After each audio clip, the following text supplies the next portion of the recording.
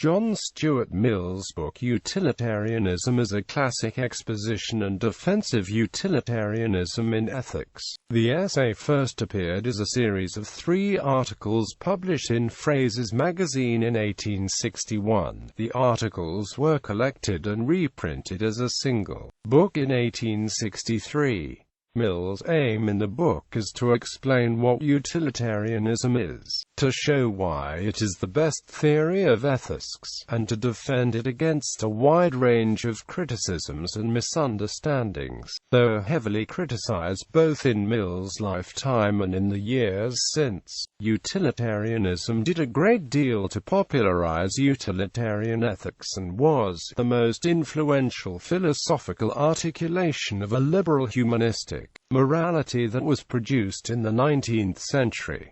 Summary: Mill took many elements of his version of utilitarianism from Jeremy Bentham, the great 19th-century legal reformer, who along with William Paley were the 2 most influential English utilitarians prior to Mill. Like Bentham, Mill believed that happiness was the only thing humans do and should desire for its own sake, since happiness is the only intrinsic good, and since more happiness is preferable to less. The goal of the ethical life is to maximize happiness. This is what Bentham and Mill call the principle of utility, or the greatest happiness principle. Both Bentham and Mill thus endorse classical or hedonistic forms of utilitarianism. More recent utilitarians often deny that happiness is the sole intrinsic good, arguing that a variety of values and consequences should be considered in ethical decision-making. Although Mill agreed with Bentham about many of the foundational principles of ethics, he also had some major disagreements.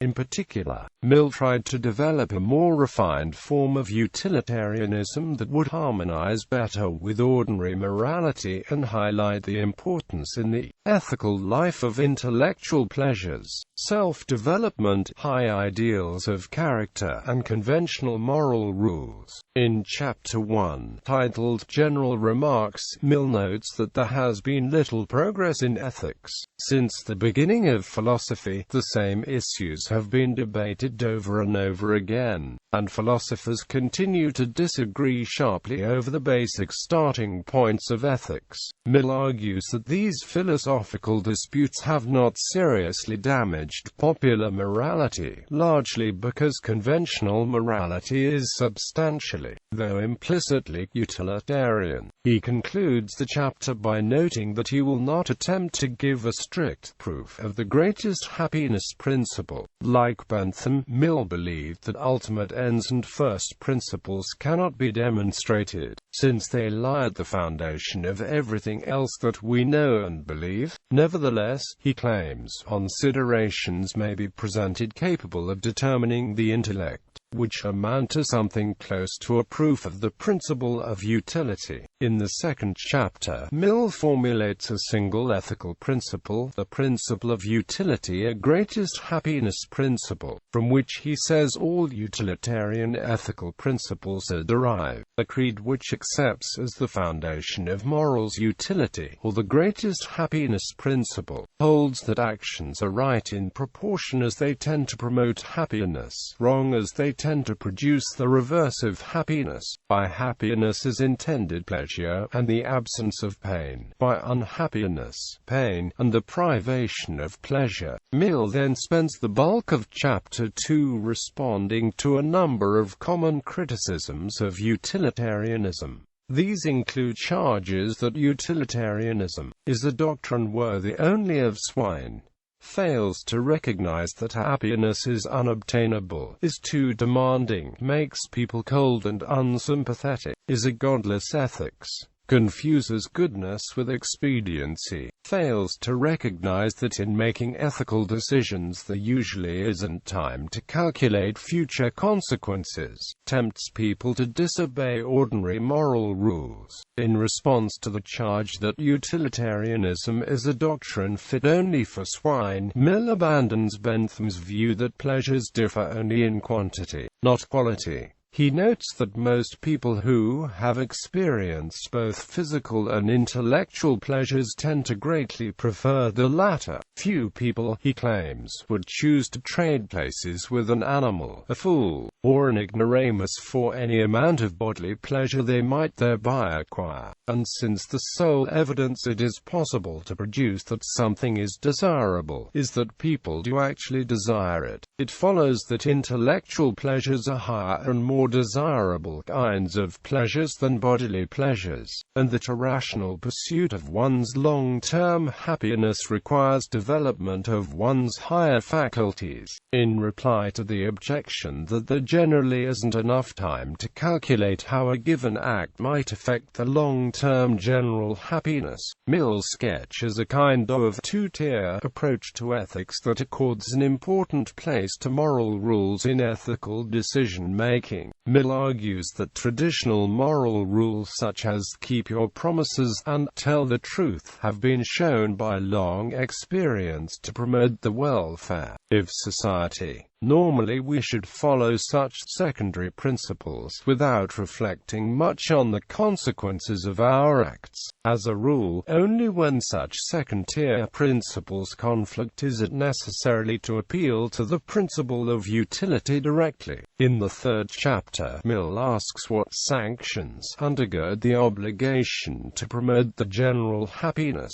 He explores a variety of ways in which both external and internal sanctions, that is, the incentives provided by others and the inner feelings of sympathy and conscience, encourage people to think about how their actions affect the happiness of others.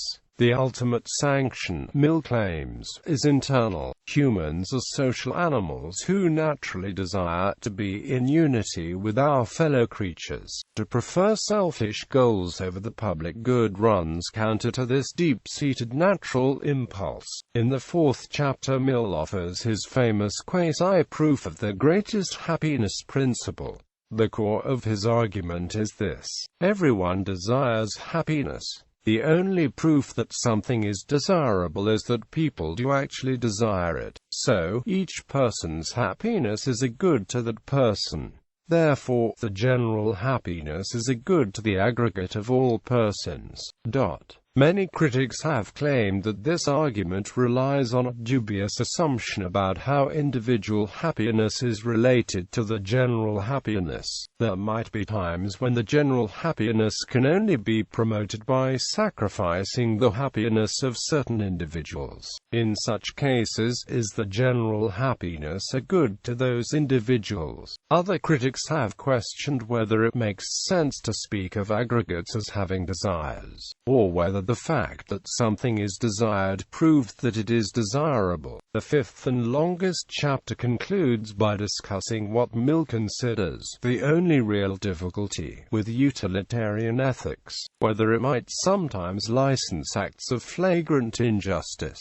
Critics of utilitarianism often claim that judging actions solely in terms of their effects on the general happiness is incompatible with a robust respect for individual rights and a duty to treat people as they deserve. Mill appreciates the force of this objection and argues that feelings of justice are rooted in both a natural human desire to retaliate for injuries, and a natural instinct for sympathy for those who have been wrongly injured. That justice has a utilitarian basis, since an injustice is committed only when a person's rights have been violated, and an alleged right should be protected by society only when doing so promotes the general happiness. That people disagree deeply about what sorts of things are and are not just, and utilitarianism provides the only rational basis for resolving such conflicts. Influence. Mill's utilitarianism remains the most famous defense of the utilitarian view ever written, and is still widely assigned in university ethics courses around the world. Largely owing to Mill, utilitarianism rapidly became the dominant ethical theory in Anglo-American philosophy. Though few contemporary ethicists today would agree with all elements of Mill's hedonistic moral philosophy, utilitarianism remains a live option in ethical theory today. Bibliography: Mill, John Stuart, Crisp, Roger, ed. Utilitarianism. Oxford University Press. ISBN 0-19875163-X.